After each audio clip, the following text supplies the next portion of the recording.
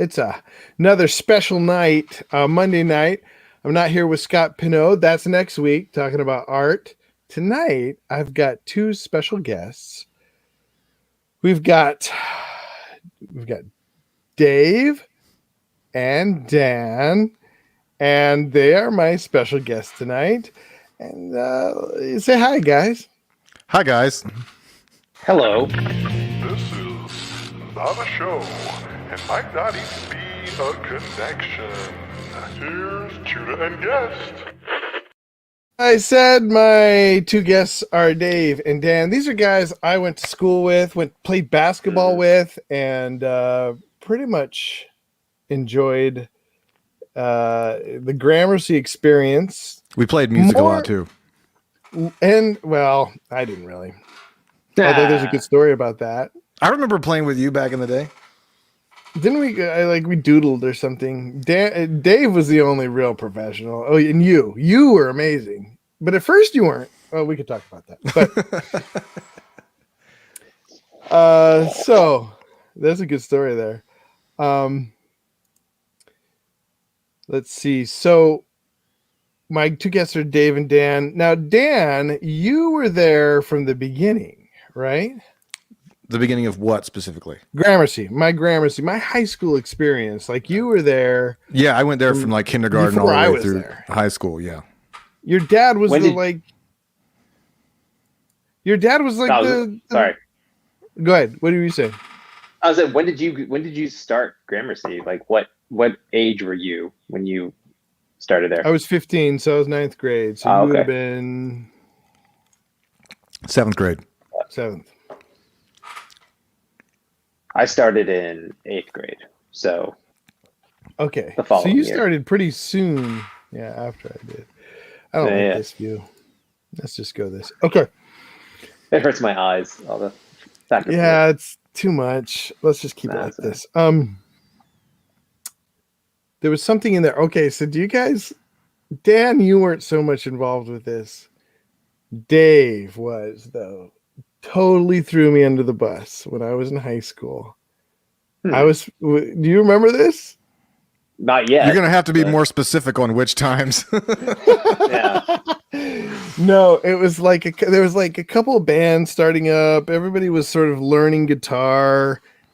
You know, guitar was a new thing. You were already excellent drum player, Dave. And I think, Dan, you were playing drums at the time too. No, Dave was definitely ahead of the curve by a couple of years. Yeah. But anyway, so I was just venting and saying like this new band that was starting up, our friends, I was like, they suck. And it was like Stefan and who's the tall Scotty, you know, Scott. Yeah. And, Scott, yeah. And I was like, Scott's singing sucks and stuff like that. One day they all come into my room.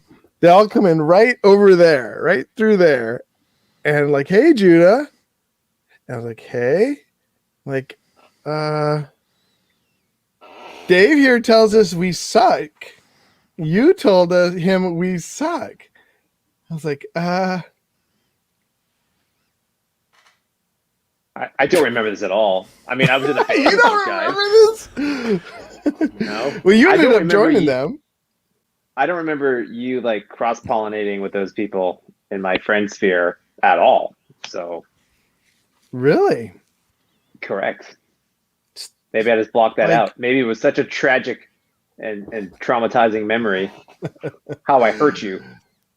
Well, no. So then you guys became. You guys actually formed a band after that. It wasn't too bad. And I remember Prozac Girl. That's the song I remember. That was pretty good. Yeah. That was. What was the name of your band? We were in a Product of the Man. Yeah, Product of the Man. Product of the Man. What they were called before that? They might have been called Tower of Babel before that. Yes, maybe. Yeah, because there was this other like little. It was like Stefan, Jimmy, and Lurch, or what's his? I call him Lurch. Steve Talley. Steve Talley. Jeez. I don't know why that made me laugh. Stefan went on to be really good. Jimmy, I don't know if he still plays, but he went to school with me, and I remember a really good friend of mine was roommates with him freshman year, and said he would play incessantly, keep him up at night. That sounds right. But then both of you did both of you guys end up being part of the same band later? Because Dan, you became like the man when it came to guitar. Well, I was kind of my own little island for most of those years. But yeah, eventually. Did you play with DeLorean or? Well, that was later. That was like in the early 2000s. But I at one point You started DeLorean. I guess if Product of the Man eventually morphed into Change Thursday, Right. and then I played with them as sort of a guest friend for like a summer Okay. Yeah. at the behest of Dave and Jeremy. Okay. Yeah. Because Jeremy ended up playing bass in Product of the Man. And then, we switched bands around. Went from a hardcore, crappy punk rock band to a sad emo punk rock band. And then Dan played guitar in the sad emo punk rock band, which was fun. It was an interesting experience. I mean, That was a good summer. Yeah, that was cool. We played a bunch of shows, there's a freeing quality to playing music that you're not really connected to emotionally. Like I've noticed this, like, in subsequent decades, like if you're playing covers or something like that, the pressure is a lot less when you feel like if the song just falls flat on the room, but if you didn't write it, it's like, well, okay, well, hey, not everybody's into everything. But when you're writing something and the song falls flat, you really take all of that internally. You take it was actually kind of, even though it wasn't really my style of music and I wasn't involved in any of its creation, it was actually kind of freeing, because that way, if nobody cared, if nobody was paying attention, I'm like, well, I mean, I didn't write it, it's fine. So I'm just here for the free Taco Bell and Mountain Dew. Yeah. Interesting. All right. Well, a long segue to get to the fact that you guys are doing a podcast together, called This Should Be the Podcast, right? Yes. On the name sounds a lot clever when you say it like that. A lot less clever. This should be the podcast. On Tuesdays or Wednesday. It's going to be on Wednesday night this week, right? Right. Yes. Yeah. And where can people tune into that? We're going to try to get it up on This Should Be the Podcast at YouTube, right? Yes. YouTube is up and rolling. We got the first 3 episodes are up on YouTube. So we should be able to Are they? stream it. Yeah. Yeah. We should be able to stream it to YouTube now. Awesome. They're also, I have them backed up on my YouTube channel as a, as a safety. All right. And then you can friend Dan or Dave, right? Because you put them on your Facebook. Okay. Well, I want to get to the real topic tonight. The topic that's swooping the nation. The gas shortage. What are your guys? So you guys hadn't really heard about the gas shortage, huh? There is this I've heard about it. Biden made this big announcement. Somebody hacked the I guess the interwebs that hooking up something to do with the pipeline from New Jersey down to Texas, and they had to shut everything down. I think they're still shut down because they're worried about, and apparently it's Dark Side. It's a group from Russia that is trying to mess with the American. An important question, though, is this spelled Dark Side like Star Wars Dark Side or Dark Side like Superman Dark Side? Right. That was my first thought, too. No, it is not. Good. I'm not the only total dork here. It is spelled like the Star Wars version, not DC Comics. Yeah. Do you know what we're talking about, Dave? I have no idea where I'm at right now. I don't get it. So what do you guys think?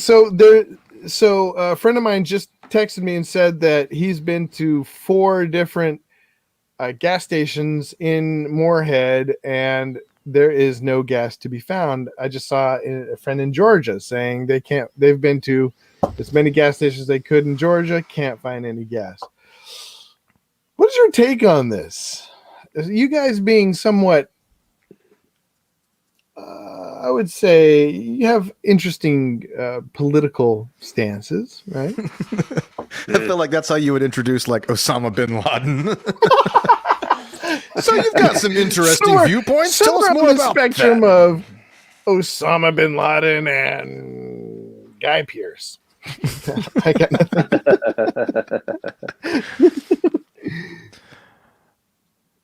I don't know. Honestly, I don't know. Like, so I heard about this yesterday. I heard about the pipeline hacking yesterday, and there was like, oh, there could be a shortage. Just a heads up. Maybe want to get gas in the morning. And I said, yeah, sure, I'll do that. And I didn't. So that probably wasn't wise.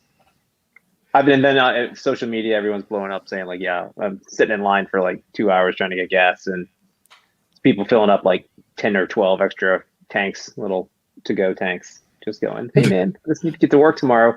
You're trying to mow your lawn or something. I don't know. Yeah, no, I haven't. How long of an interruption is this supposed to be? Yeah, They don't know. I don't know. There is no end in sight. So like I've seen this stuff for like 30 seconds, kind of going in blind, but it wasn't. Is everything shut down though? I mean, I thought like the main. No, it's just that one. It's that one pipeline that it pretty much feeds the East Coast. Yeah. Mm-hmm. So Right. The whole oil industry is weird. Like the slightest little hiccup, and then like prices go whoosh. You know what I mean? But that's the thing, is that nobody raised their prices, and of course you're going to run out. I heard once from Rush Limbaugh. Rush Limbaugh once said, "We're never going to run out of oil because the scarcer it gets, the more expensive it'll get. Right? We'll just start using it less, or we will just pay more." Well, to a point though, because isn't there a shelf life? Weren't they having to like dump gas like last year because people weren't buying it and using it?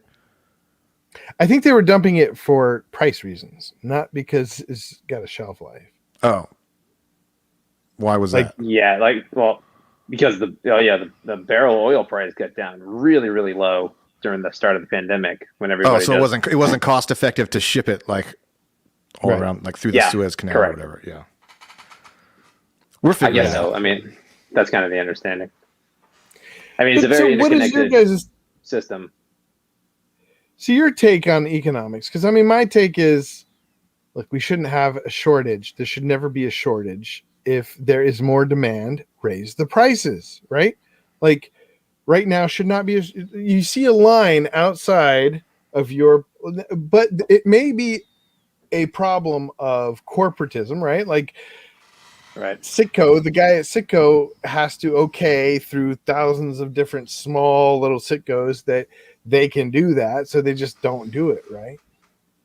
Yeah, I don't know how the pricing mechanism works for a gas station, but yeah, I mean, generally though, I mean, if the demand is greatly outweighing supply, the price should go up. And if you want to not run out of product, or if your goal is to sell all your product and just keep selling it at the lowest price you got, but that's not. I mean, I would think that would happen if it was like a predictable hiccup, right? Like something like this, where it's like a sudden thing.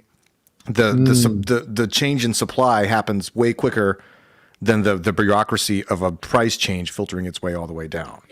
Right. The gas that they have, the fuel they have in their tanks at the local service center is already paid for, or theoretically paid for. It's already taken, and that's the selling price they're going at. I mean, I guess they could just stop it and go, oh, never mind, we're going up $1 right now. They'd have the ability to do that.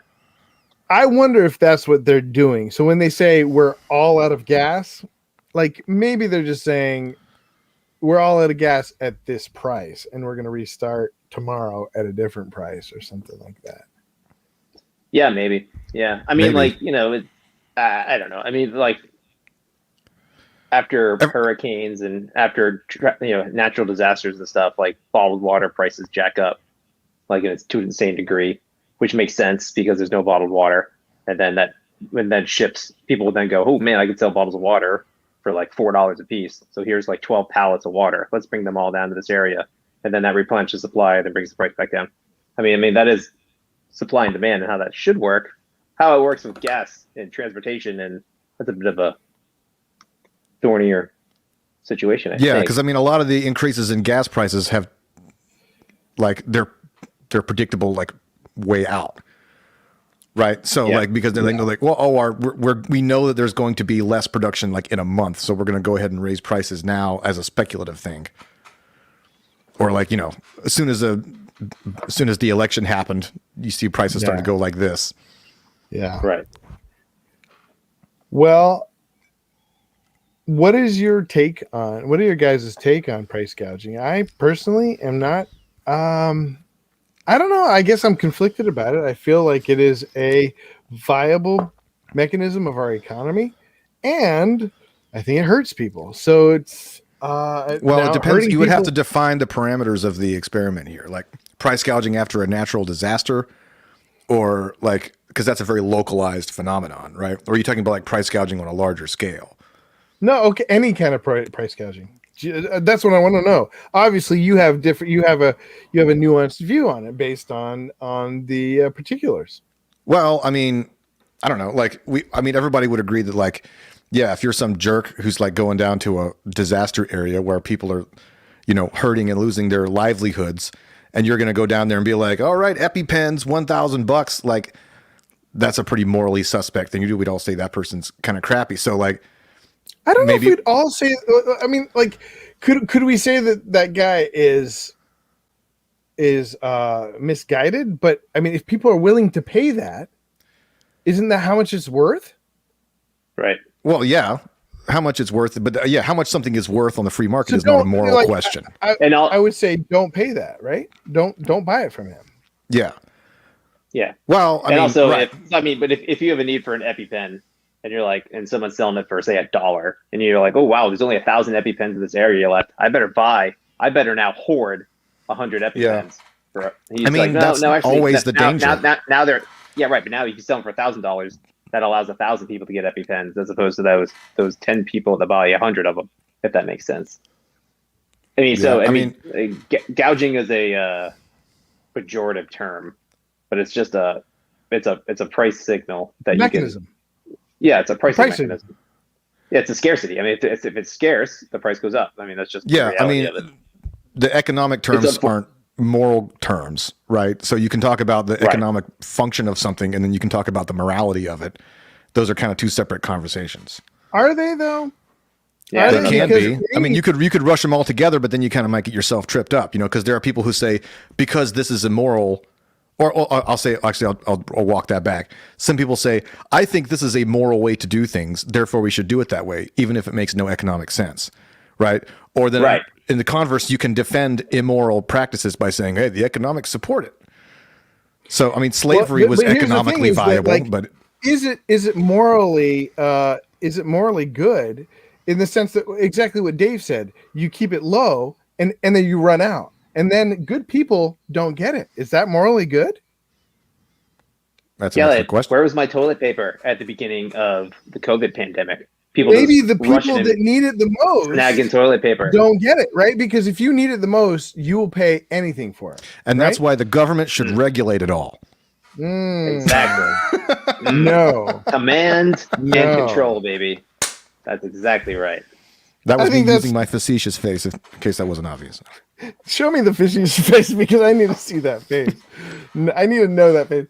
I feel like we are in a really tenuous time, and this and the wars that we're seeing in Israel could be a catalyst to throw us into, a lot of times a depression or a recession, they need a couple things, right? They need sort of tenuous economic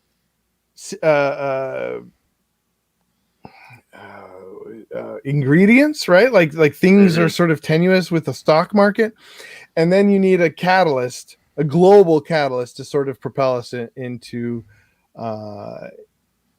make people just kind of freak out, and you get a worse situation, something like a recession or a depression.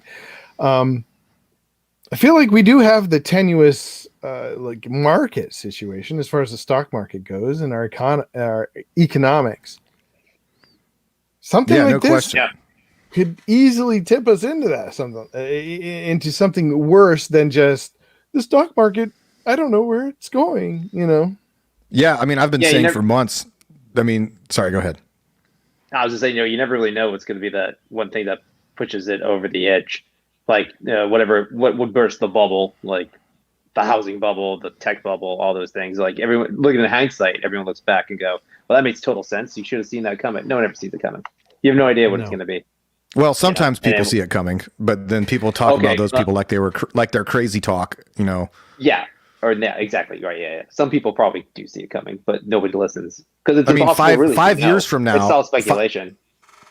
Yeah. I mean, 5-10 years from now, when the dollar is in the toilet, people are going to be like, yo, man, we didn't see this coming. And then, people like us are going to be saying, well, I told you what. I mean, when you spend $7 trillion and you basically pay people not to go back to work, nobody's going to start investing. So, I mean, it's like, what do you think is going to happen? You can't just print money. Well, let's talk a little bit about that, because I disagree a little bit. Like, you two may believe that we're headed for huge inflation. I'm not sure. I think we very well could. I'm not saying like printing money is good. I'm just saying that we are in a weird economic situation in which the global market makes it so that, sure, everybody having money could make Amazon say, you know what, we're going to just jack everything 10%, 20%, 50%. And they're also afraid of Alibaba coming in and taking over their share of the market, or some group in China saying, you know what, we're going to give Amazon a run for their for their money. So the competition is weird right now. It's not localized, it's global. Yeah. So does that affect inflation in the sense that like they could jack prices, based on everybody having more money, and they could hurt themselves by doing that? Absolutely. I mean, as the means of production moves predominantly away from areas where the dollar is the de facto currency, then the value of said dollar is going to be increasingly worth less. Right? I mean, how much stuff do we buy that's made in America? Not that much. Right? So America is the greatest consumer of things, but not the greatest producer of things. So, that's a real danger. So something that I was, I forget who was talking about it the other day that I was listening to was really interesting. People talking about how like inflation, like the reason people should be afraid of inflation, especially if you're like, say you're on the left and you're like, well, the government, it's not bad that the government's spending all this money on things in these social programs that are, ostensibly for a good purpose. So it's like, well, even if those things are for a good purpose, the problem with inflation is that like it actually accentuates the sort of not wage gap necessarily, but like the have and have nots. Right? Because you think about it, like regular people, like kind of at our income level, like what do we put money into? Our house, or things paying off, like cars and credit cards, whatever, like, or we keep it in the bank. I mean, that's pretty much where it is. And so like when you inflate the dollar, you're basically inflating like you're deflating like debts, and you're deflating wages, right? So you say, well, that's good, right? Because if a dollar's worth less, then it's worth less when you make it, but it's also worth less if you owe $100,000, right? So if I owe $100,000 and then that becomes deflated, I actually owe less later on because it's deflated $100,000. The problem is what happens with the capital. Rich people don't just have their money sitting in banks. Right. So they take it and they put it in, precious metals, or they invest in businesses or stocks or whatever. So what's happening is that the money that sits in regular people's, say it's still $100,000, but the value of it goes less, whereas everybody else's value stays up. And so you end up with an even higher stratification between the rich and the poor. So poor people should fear inflation almost more than wealthy people. And I don't know if that's true, but I heard a smart person say it. 8 out of 10 people in America have tons of credit card, student debt, tons of debt that would benefit from inflation. I mean, Paul Krugman's whole career is based on inflation will help the poor. Yeah, but also like 8 out of 10 Americans don't have $500 to scrape together if their car breaks either. That's true. So inflation only helps the debt side of it. Right. As in that very narrow instance of debt, that's good for the debtor. It's bad for the creditor because they're their asset, which is their credit, their interest, they're going to be collecting, that is lost value. So what time are they going to value do? is They're going to different. raise the interest rates. Right, exactly, and interest rates will go up. Yep, or they'll lend less. And that Which the debt being inflated to where. If they lend less, and then the people that have no money, then have to rely on credit, now can't get it. So it's. I mean, I'm no Nobel laureate economic genius like Paul Krugman, but that seems like a bad idea to me. Yeah, Oh, sure. if inflation helps with debts, then it only helps insofar. It only helps if wages stay right. Yeah. So like if both your wages and your debts are deflated by the same amount, it's a net zero gain. Lost. Yeah. Right, but that's the thing though, is like there's so many sectors of the economy, you can't just say this is going to help in this one very small instance, and therefore let's just focus on that. That's very myopic in thinking. Well, the other part of it is we're also paying people to stay home. And That's a problem. I see tons of people on Facebook saying, "Oh, it's a big myth." But you talk to any business owner, it's not. any business owner. I talked to what is that place?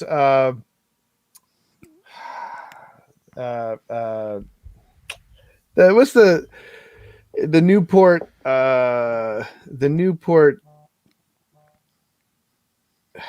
pig place, restaurant. Sorry, I need to give you more words.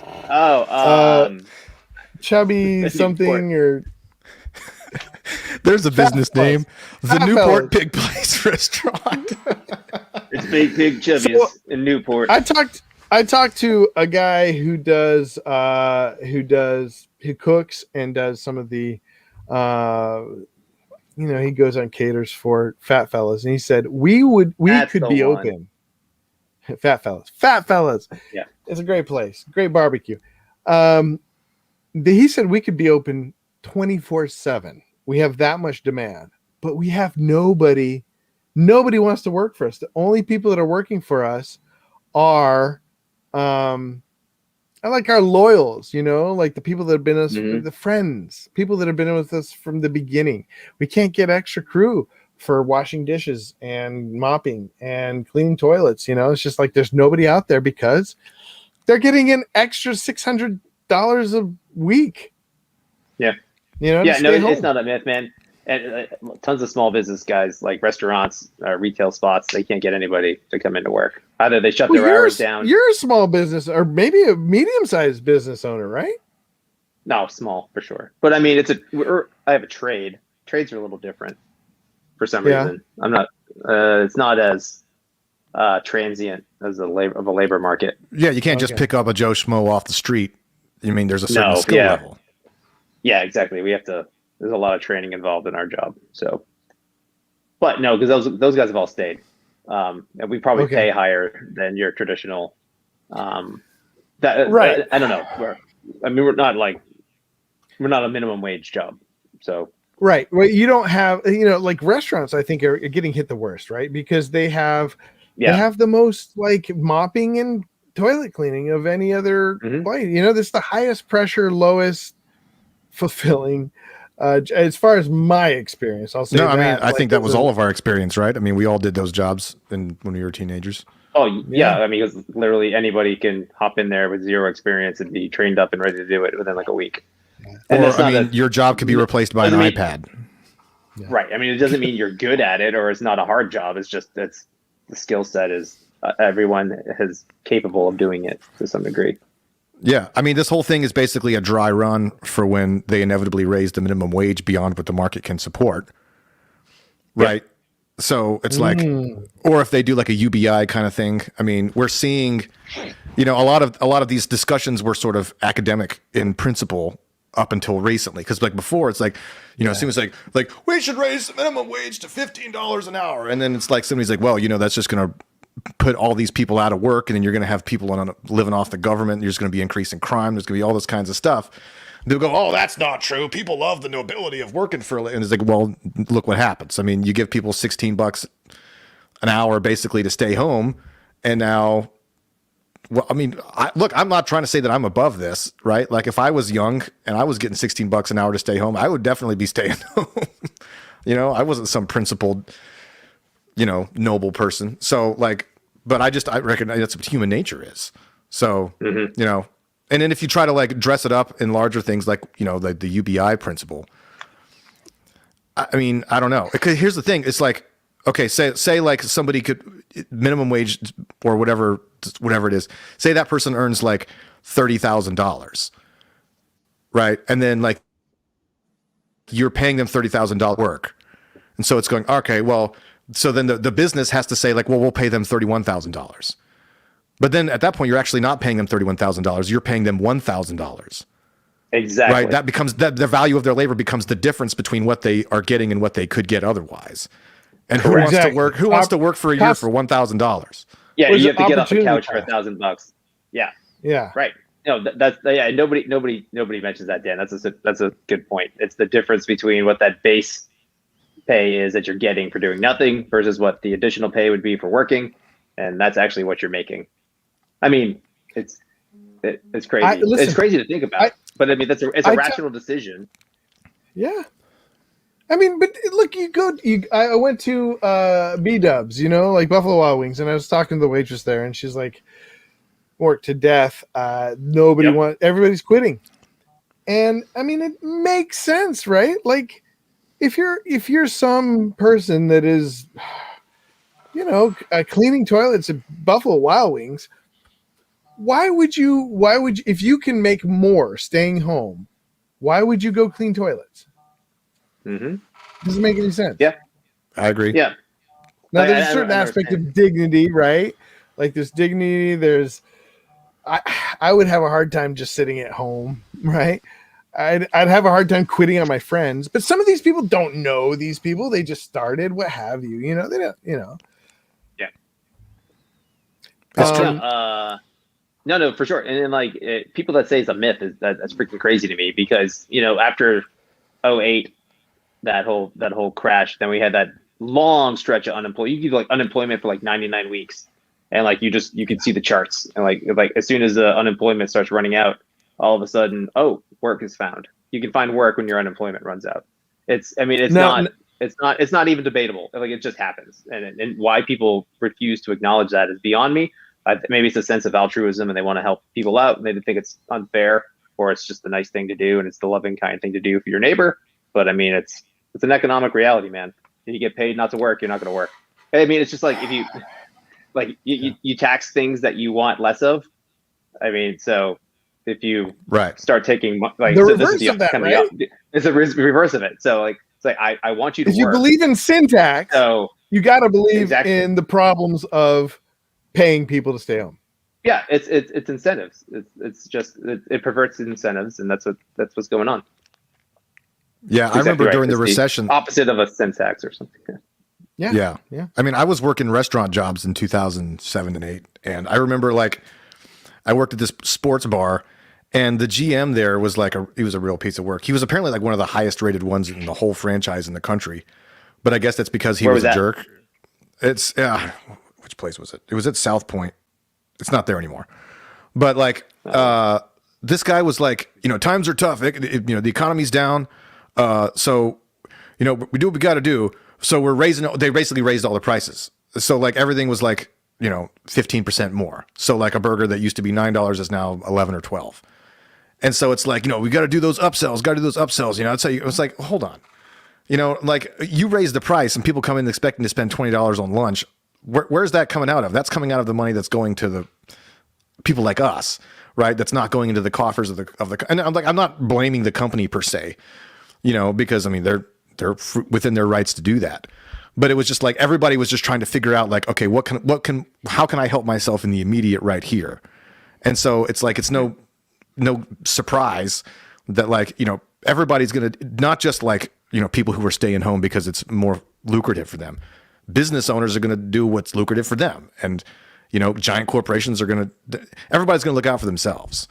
And that's not necessarily a moral judgment, but it's the reality. When things get stretched, everybody kind of shrinks their sphere of, what they care about. But here's the thing: is that survival is not a morally pejorative thing, right? Like, Right. surviving is something that we all hope to do. Like, that is a good. Being able to survive is a good. Nobody looks at somebody trying to survive and says, "You're evil," right? I mean, Or nobody should. Plenty of people do that. And Plenty of general, people do. That's true. But broken down into the idea that it is surviving, right? It is feeding their children, feeding themselves, what have you. That shouldn't be something that we castigate. Well, No, I totally agree with that. More people would definitely say, I'm surviving, so therefore what I'm doing to survive is morally acceptable. Others might go, I don't necessarily agree with that. And now you could empathize and go, hey, I understand what you're doing. Then you can also have the wherewithal to go, well, actually, Oh, did we lose Dave? That is their decision to. Whoa, Dave's mic. And see, there you have it. Okay, we need you to repeat the last 5 sentences. Can you hear me? Yeah. Yeah. I can't hear you, like, at all.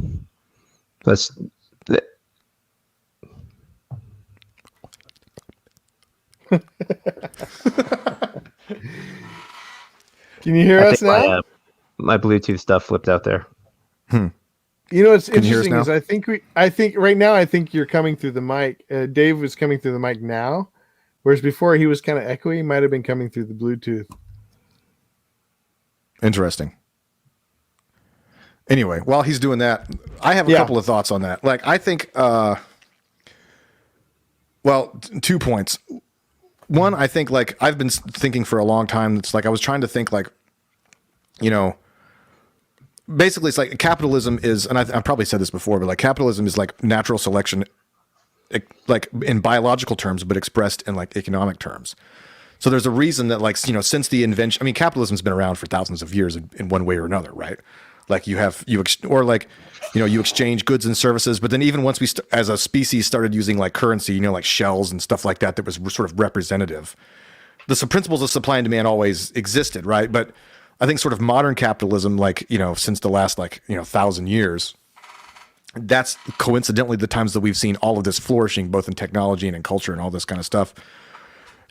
Up until recently, it didn't really stop us from going to horrible warfare with each other. But, that may be on the rise, because it's like global powers see that it's too costly to, we've somehow managed to avoid getting into a shooting war with Russia and all this kind of stuff.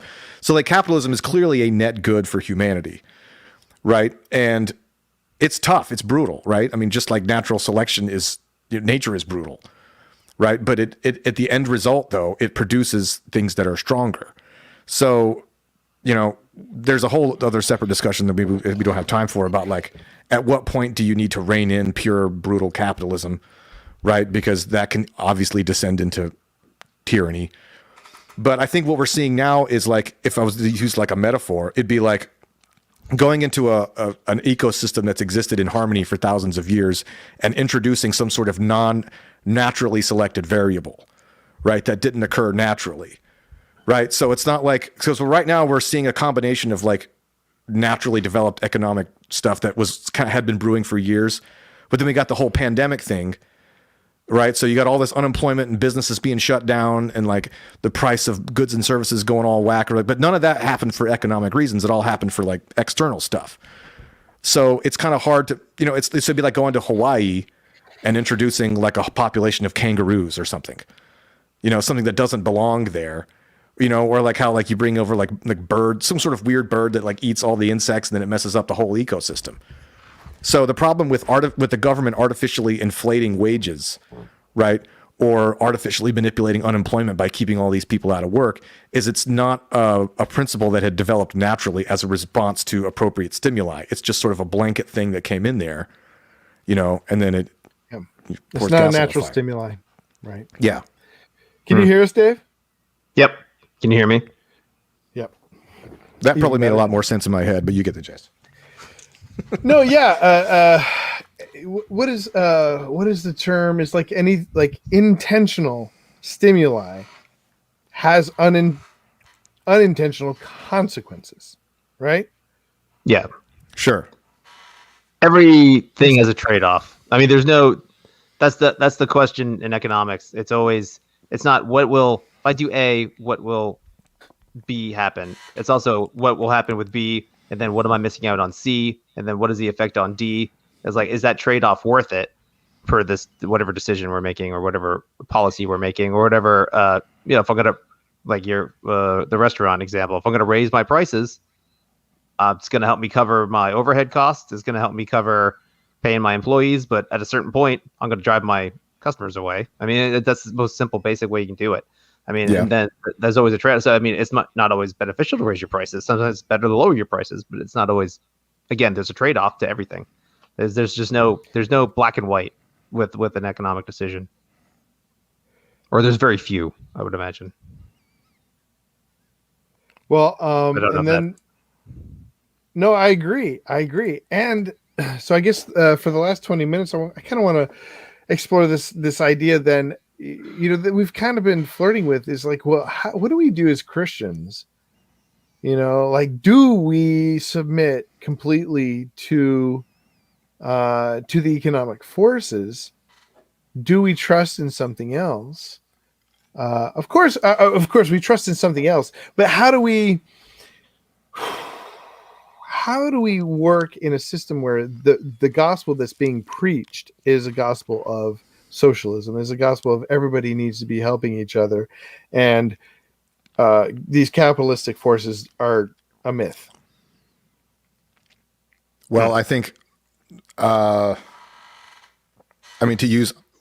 think, who was it? Maybe it was you and me, Dave, using Ayn Rand as an example, like the idea of like, was a rational self-interest, that concept where it's like, I forget who was talking. It might've been the guy who's like the chairman of the Ayn Rand Institute or whatever. He basically is like, we need to redefine the connotations of the word selfishness. When we say that person's being selfish, we usually say it as like a bad thing, right? But in some sense, as a societal function, selfishness can be a virtue, because you can't help anybody if you're useless, right? So focusing on yourself and paddling your own canoe, as it were, is doing other people a service, because one, at a base level, you're not leeching off of them, but two, it puts you in a better position, maybe now or down the line, to help other people into, even maybe not even altruistically, but just serving your community by running a functioning business. That in and of itself is a service. So, as a baseline level, I think there's a usefulness to people saying, okay, well, this is what I'm doing right now for me. And, that was just that's sort of an aside about that. But I think, Dave, you probably have stronger opinions on this, like the idea of, religion being a justification for large scale socialism is an interesting sort of, rift that I think we've seen in the last couple of decades. You can have like this church here and this church here, like a quarter mile down the road, and they both read the same New Testament, and they both come away with wildly different political philosophies based on that. Yeah. So, yeah. Yeah, no, for sure. I mean, but the Ayn Rand thing, like the rational self-interest, everybody is self-interested to some degree. And that's what we've already been talking about this whole time. So people are going to do what is seemingly best for them, and they're going to take advantage of the situations to do it best for them. Rather it be unemployment, rather it be employment, whatever gets them by, they're gonna do, and they'll rationalize that for their own self-interest. To say that's what I'm doing to survive.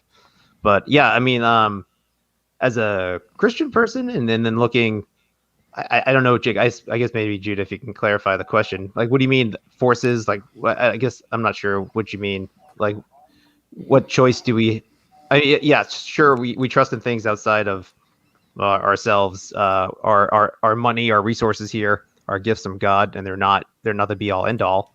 So No, I don't mean like in terms of like our actions towards others, right? Like our actions should be influenced by our faith in the gospel.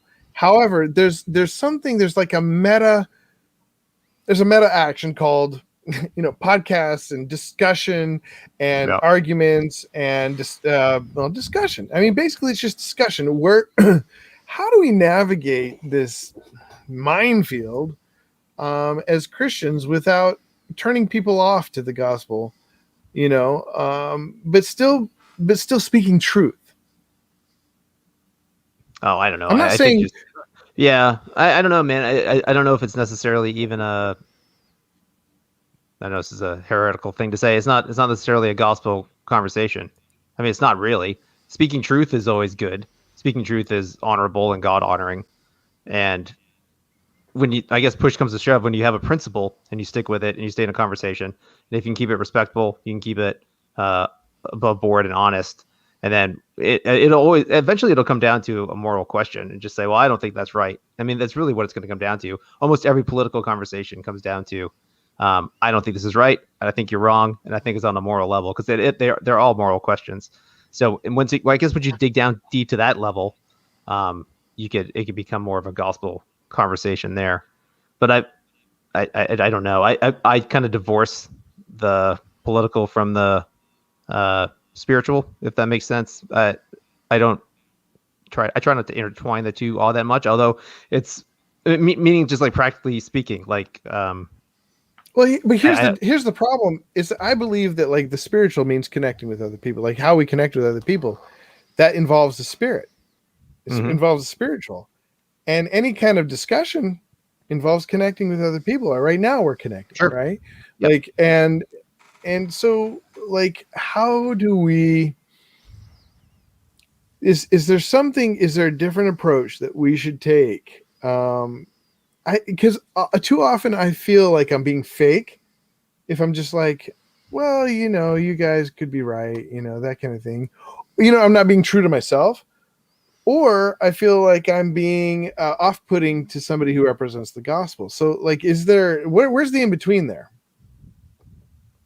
Which way would you be off-putting? Fake, I see. Which way? What do you think would be off-putting? Just being too direct, too honest, or too dogmatic, or too honest? Too honest. Oh, I don't know.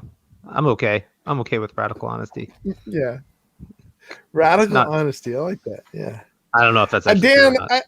I feel like you're a little bit further in the other way.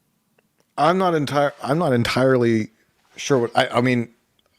The fact that I haven't said anything means that I'm not entirely sure what I think about it, because I think there's a lot of questions there. I mean, you bring up a good point, right? It's a tricky balance with anything. Yeah. I mean, whether you're talking about religion or any sort of like personal philosophy or anything like that. I mean, even just the word truth, what is it? Who is it? I think it's Neil deGrasse Tyson.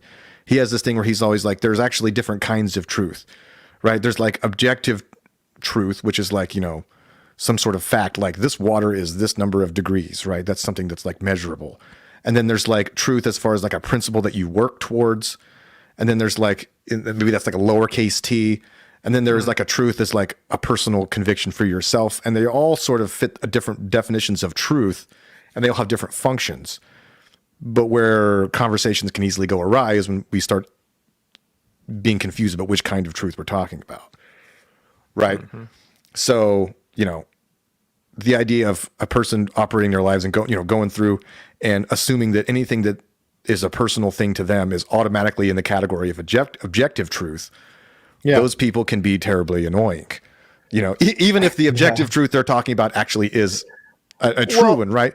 So, that's that applies to like people all across all the spectrums. Right. I mean, part of the big annoyance that I think a lot of us have now is that the new church of wokeness, if you could, whatever the term may be for right now, is that it takes on all of the clothing of a fundamentalist religion. And, and lo and behold, it's just as annoying as fundamentalist religious people tend to be, because there's no way for that personality type not to be terribly annoying. Agreed. I mean, I've always been of the philosophy that like, there's a lot of different ways of communicating. You can either just tell people, or you can be the thing that that you would talk about. And then that's slower, but it's a lot more effective. But so you guys as budding podcasters and discussing things online and your views being heard, to more and more people. How does that affect you? Do you take a different stance? I do. Like, I hear you, Dave. I hear you, Dan, for sure. And I hear you, Dave, also saying, like, do I really think that? Do I really do that? Is there a certain stance that we take? And then when it comes down to like saying things and then getting confronted with them, I find myself backing down. Yeah. I think we all In do. your- I mean, In your rhetoric, or Yeah. yeah, there's a temptation for that. Yeah, that's a natural thing, I think. I don't know. I'm not cognizant of it on a daily. Over the last 4 or 5 years, I've greatly pulled back from conversing with complete randos online about things that matter. So Conversing, do you mean arguing? yes, I do a lot of arguing with randos. I mean, graciously emphatic persuading. conversing. Yeah, emphatic converting. What's that? Yeah, so Say that again. Emphatically conversing. Oh, yeah. but what No, did you and say, Dave? Oh, I don't know. I said I don't remember. Euphemistically arguing somewhere silly. Play the tape back. It was in there. It was good. No, but like I don't know, man. Like so, me and Dan were talking. What were we talking about? The college thing. Just what was it? We were just joking about colleges and student loan forgiveness, right? We were talking about that whole thing. And like another guy we were talking about had all these really pragmatic ways to like lessen and like flatten that out and make student loan forgiveness more of an economically viable way to do it through the market. And I just fundamentally disagreed with the whole thing, more or less. And he's just like, "Oh, what do you want to do? What, are you just going to blow it up?" I was like, "Well, I'm not going to blow it up. It's going to blow up. There's no me involved here. I'm just discussing this with you." I was like, "Would just set yourself up accordingly." And maybe don't advise your kids to go to college. That might be what you would want to do. That's me. Then you do what you want. But like, and my thinking about it though, every interaction, every iteration of trying to forgive student loans outside of someone just canceling their debt voluntarily is not a moral way to do it. But it's going to happen anyway. Like it's either going to get canceled, or it's going to get forgiven, or it's going to explode. So there's all sorts of there's nothing I can do about it. There's nothing you can do about it. But don't participate, and that's good for you. And I think that's good for me. That's my answer. Yeah, so, but eventually the you and me is the person making the decision, right? I mean, like, right. And I guess that what I'm saying is, I guess it's how I would come down and explain to it. In any discussion. So even when we're talking about like the unemployment thing, just like I wouldn't do this. Here's my reasons. There's these other economic reasons that are bad, and you can see all these. I can show you all sorts of data, all sorts of evidence, and that doesn't persuade a lot of people. It persuades some people. But then at the end of the day, you can say, "This is for me what it comes down to." And for me, all the political stuff is a moral stuff. Is a moral thing. So that conversation always kind of lends itself to a God, Jesus, gospel centered thing in one way, shape, or another, or it may not go there, but at least it's an option. And I think it's and I sincerely believe that. So I like talking about it, but like I think political stuff and the way we talk about it is just super negative. Obviously, that's not a really big insight, but trying to personalize it, I think, to this is my actions, this is what I will do, as opposed to I'm going to force this on you, or I'm going to use a system to do it. Interesting. That's yeah. I mean, I think kind of like you said, Dan. Like you can talk it all day, or you can live it. And which one's more powerful? I think depends on the moment, for sure. But one without the other is probably rings a little hollow, I would think. Yeah, I mean, I think the proof is in the pudding in a lot of this stuff. I mean, granted, there's a limit to how much that, like, say we're talking about economics or something or monetary policy. There's a limit to how much that you and I can like live that out in our regular lives. You know, I mean, you can in the way that, you know, you treat the people that you work with, and like, and I can in the way that I treat the people that I work for, because I have different clients and stuff. Yeah. But there's a limit to that. But I think on a larger level, like the idea of, you know, trying to illustrate like why socialism is not necessarily a very good personal philosophy, and why going down the road of personal accountability is. It's like a person who's really taken that to heart. Hopefully you can see it in their life, in their fruits, right? You can see it in the way they run their family. You can see it in the way they carry themselves and how they take care of their body and all this kind of stuff. I mean, these are not things that I'm necessarily great at, right? Because we're all like works in progress. But no matter what it is you're talking about, whether it's you want to demonstrate a religious point of view or something else, it's like you're going to make a lot better case for yourself if you're not also a train wreck, right? Like, I'm not going to take advice on life from some disaffected 18-year-old Antifa person throwing a Molotov cocktail. Like, well, your life is insane. Like, when I'm going to start listening to you, you know what I mean? Or maybe to use a right-wing example, some sort of crazy, tiki torch carrying skinhead. But I've had a lot of times in life, I mean, not to use any specific examples, but I've had people in my life that were like on a way different plane than I was, and maybe ideologically or whatever. And I remember thinking to myself, their life's going really good. Like, they've clearly got their career figured out. Their kids are growing up really cute. And I'm over here and I might be in a time of total chaos. And it's like, I'm not exactly in a place to start lecturing them, and so I think a little bit of humility goes a long way.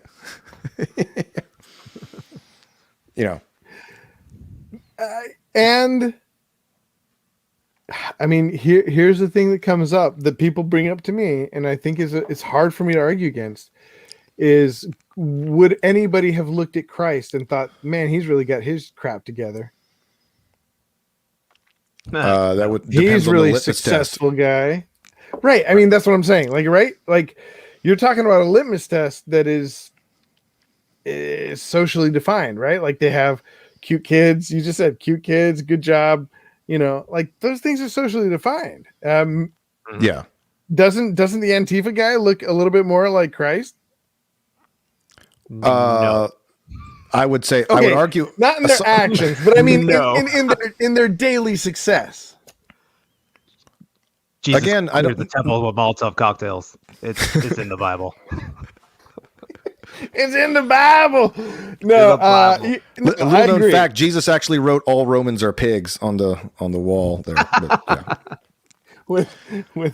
Well, I mean, okay, you compare it. I mean, like, even on just a purely physical level, you got a guy who's broke, who somehow inspires hundreds, thousands of people to follow him.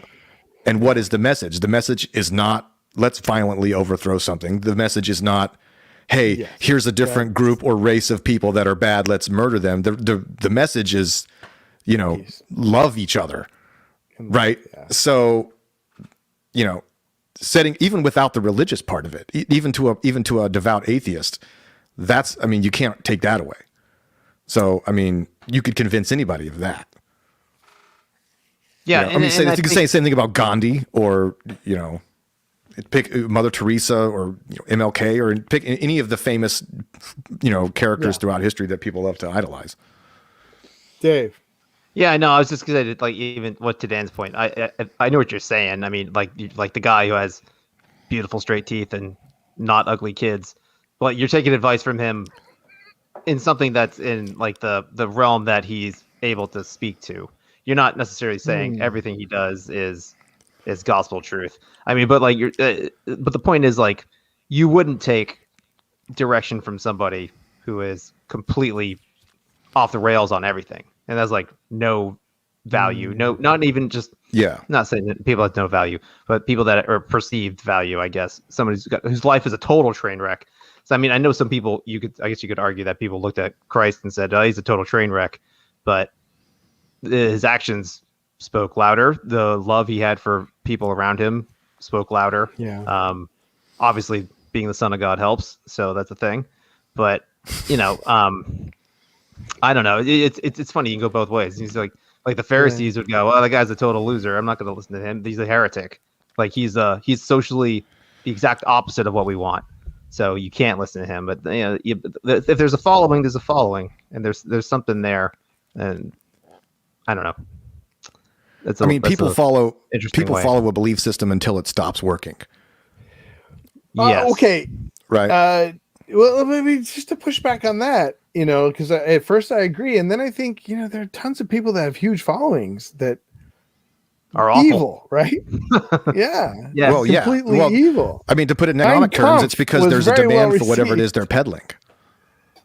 Demand, Right, and then yeah, that's the human condition, though, man. I mean, you can remind people of that and say, "Hey, we're all flawed. There's something in us all that is not perfect, and everything we aspire to, even the lofty goals, the MLKs, the Gandhis, all those things. I could, as you were talking, I came up with like 12 counterexamples for like either of Yeah. those guys, which Right. is true. I mean, because they were flawed human beings that were broken and sinful. So, man-made economic policy, social policy, all these things, they're all doomed to fail. They're all really antithetical to the gospel unless it's gospel centered. So there you go, Judah. Everything. Never mind. I changed everything's a gospel conversation. I mean, in reality it is. But like it's not always practical on a drive-by quick comment kind of thing.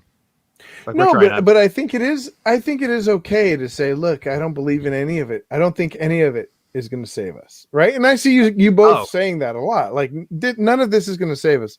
And if I start saying the capitalism is going to save us, like call me out on that. I'm not saying that, right? Like that's sort of the stance. That's the maybe that's the position we should start taking, right? Like, hey, look, these are things that I believe cognitively that make sense to me. But if I start saying that they're going to save you, like, I'm cuckoo. Yeah, I remember, man. I had a long argument with some guy about, like, I think it was forever ago, but it was over abortion, and it's whatever, like policy wise, back and forth, good, bad, blah blah blah, and at the end of the day, he's just like, oh fine, he's like, you're not going to be happy until abortions are completely illegal and women do this or they're all restricted. I was like, no, actually, the only thing I'm trying to do is convince you to be pro-life, man. That's really it. I want it for your heart, not for a political thing. I was like, you need to stop having this position because it's immoral. That's it. And then because I was, I think, a budding anarchist at that point, so I didn't really care about what the government did with it. But and I meant it too. I was like, no, I'm arguing with you vociferously because your position is terrible. Not the position, your position. Like your heart is in a bad spot the way you see human life. It's terrible. Oh, okay. Now see, that is where I think we get in trouble. Like one thing that I've realized is that nobody takes advice. Oh unsolicited. Yeah, this guy wasn't asking for advice either. He was the one. Nobody takes unsolicited advice, right? Like people. Yeah. Like it's one thing I'm realizing as I get older.